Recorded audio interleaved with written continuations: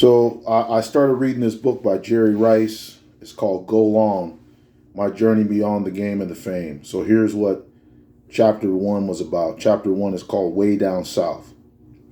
He says he was born in a small town in the deep south called Crawford, Mississippi. He was one of eight kids in his family to his parents Joe and Eddie B. Rice. He said his father was very strict, very tough. He described him as even mean. His mother was very nice, very giving. I believe that she just stayed in the home and took her home. He spent part of his childhood helping his father, who was a bricklayer, him and his brothers.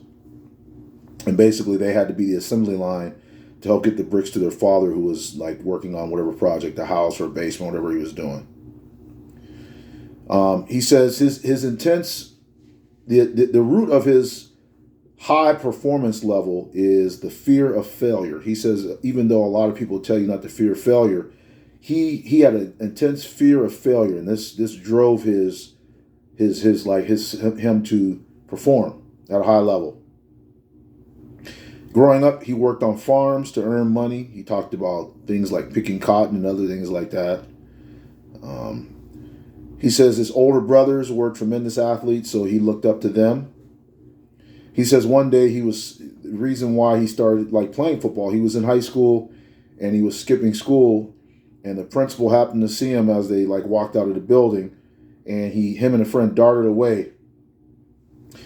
He said that, but the principal knew it was him and the friend, and they ended up getting in trouble for it. But the principal saw how fast he was and asked him the next day or whenever he came back, got in trouble, I would like to recommend you play football because I saw the speed you have.